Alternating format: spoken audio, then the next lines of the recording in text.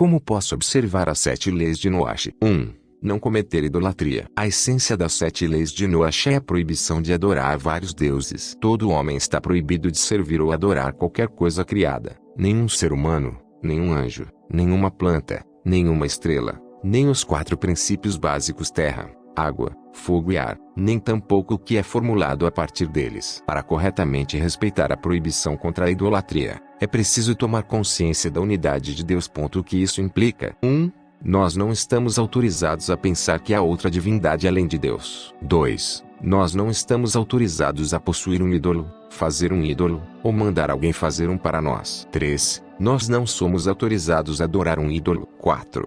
Nós não podemos nos curvar diante de um ídolo, sacrificar a um ídolo, fazer libações ou queimar incenso diante de um ídolo, mesmo que esta não seja a forma habitual de culto. 5. Não é permitido praticar idolatria com palavras, pensamentos ou ação. Tão logo, qualquer forma de culto que não seja para um Deus único, é idolatria. 2. Não assassinar. Estamos proibidos de cometer homicídio. Deus nos incumbiu da proteção e salvaguarda da vida humana, tanto a nossa como a dos outros, salvo em casos de autodefesa, sentenças judiciais de guerra legal, ou quando a punição para os assassinos é a pena capital. Como ele afirma, aquele que derrama o sangue do homem, pelo homem terá seu sangue derramado, porque a imagem de Deus ele fez o homem. Gênesis 9:6. Nós também estamos proibidos de prejudicar outra pessoa, incluindo um feto. O aborto é proibido, como ele afirma, aquele que derrama o sangue do homem dentro do homem. Gênesis 9:6. O Talmud diz, enquanto ele está dentro de um homem. Sanhedrin 57b. A pessoa doente ou ferida também não pode ter sua vida encurtada. E por certo vosso sangue de vossas almas requererei, da mão de todo animal a requererei,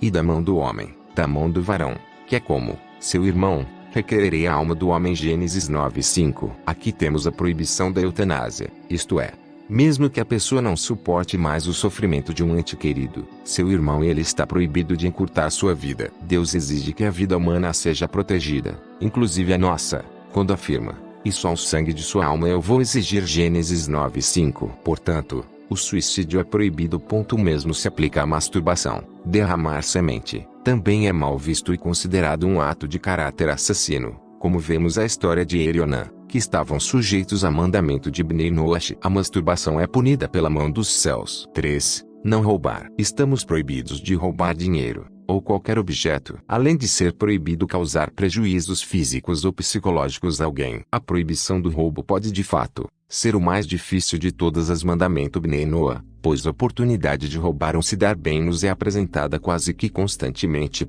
O que este mandamento implica? A. Nós não estamos autorizados a roubar. B. Nós não podemos levar vantagens sobre os outros. C. Nós não podemos negar uma dívida. D. Nós podemos sobrecarregar um empregado. E. Não podemos sequestrar pessoas ou os bens alheios. F. Não estamos autorizados a utilizar ou mesmo possuir pesos e medidas falsas. G. Se roubamos, nós devemos devolver ou pagar pelo objeto roubado. 4. Não cometer imoralidades sexuais. Má conduta sexual é proibida. Deus ordenou a humanidade a ter um comportamento sexual adequado e dentro de relacionamentos permitidos. Dentro de toda a criação, não há nenhuma regra que permite a qualquer indivíduo quebrar as leis sexuais por causa de sua verdadeira natureza. Rabino Irmeau Bindman, autor de As 7 Cores do Arco-Íris, observa: não há tal coisa como um adúltero ou homossexual mais do que há tal coisa como um ladrão. Se alguém realmente precisa e deseja agradar e obedecer a Deus, terá que resistir à tentação da legalidade. O que isso implica? A.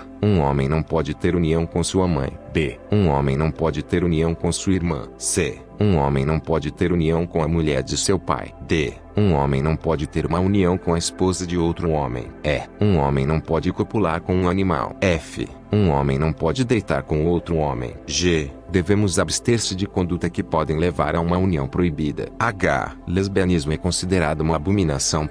Apesar dos não-judeus não serem obrigados a se casar antes de começar a ter um relacionamento sexual, estando sujeitos às leis do país em que vivem, eles são encorajados a fazê-lo. Através do casamento, cultivamos os elementos mais sutis do nosso comportamento sexual, e no desenvolvimento de uma união forte e amorosa, não só melhoramos nossas próprias vidas, mas nós também fornecemos às gerações futuras as bases necessárias para levarem uma vida temente a Deus. 5. Não blasfemar, amaldiçoando o Criador ou usando seu nome para amaldiçoar algo de sua criação, é expressão de uma fé incompleta em Deus, ou uma crença incompleta em sua unicidade absoluta. É a única proibição que envolve a fala ao invés de ação, e demonstra a importância deste atributo exclusivamente humano. Devemos sempre falar o nome de Deus, mesmo que em outra língua, com respeito e santidade. 6. Não maltratar os animais. Esta proibição não tem nada a ver com a saúde física ou de higiene. Tem a ver com a constituição espiritual, porque o consumo de carne viva está na origem da raiz da crueldade e do egoísmo. Basta mesmo uma pequena quantidade de carne viva, carne tirada de um animal vivo,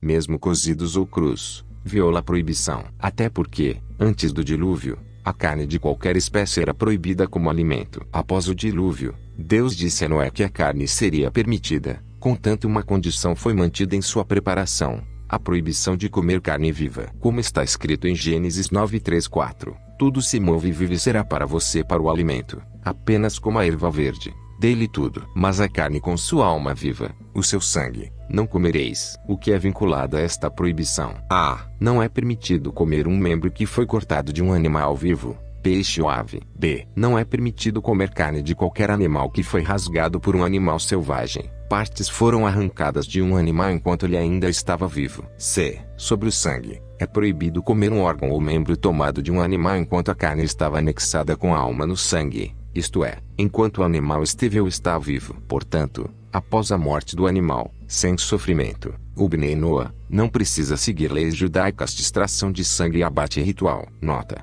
a quem não coma carne de animais, até mesmo por abate mecânico, como acontece nos grandes matadouros. 7. Estabelecer sistemas e leis de honestidade e justiça. Quando Deus criou o homem, ele ordenou que se estabelecessem tribunais de justiça, para manter as 7 leis de Noah. O mundo não pode ser deixado à anarquia. Deve haver um sistema bem organizado de leis para que as pessoas sejam julgadas equitativamente e não tomem a lei nas suas próprias mãos. Nossos sábios declaram: qualquer um que julga com verdade se torna um parceiro de Deus na criação do mundo. Aspirações. O mandamento de honrar os pais não é um dos 7 mandamentos Bnei Noah, porém quando um não-judeu honra seus pais, ele será recompensado por fazer do mundo um lugar melhor. Pois o filho de Noé, Cão, foi punido por ter degradado seu pai. Bereshit 9:22. Da mesma forma, Ló foi elogiado por arriscar a vida para trazer convidados em Sodoma, uma cidade que proibiu a hospitalidade. 19 Bereshit 10:01. O Midrash declara que Abraão visitou seu filho, Ismael, para ver se ele foi hospitaleiro com os convidados. Quando a mulher de Ismael não o recebeu, ele orientou a seu filho a divorciar-se dela. Portanto, ser hospitaleiro também retrata os traços de caráter de um Bnei Noah. Sendo assim, todos os Bnei Noah devem cultivar bons traços de caráter e se esforçarem para chegar perto do Todo-Poderoso, através da oração e por meio de ofertas que devem ser levadas ao templo sagrado, a fim de que ele seja reconstruído rapidamente em nossos dias. Como ele afirma: a esses os levarei ao meu santo monte, e os alegrarei na minha casa de oração. Os seus holocaustos e os seus sacrifícios serão aceitos no meu altar, porque a minha casa será chamada a casa de oração para todos os povos. Isaías 56:7. Chegará um tempo em que todos estarão preparados para incorporar este caminho. Será então o início de um novo mundo de sabedoria e paz.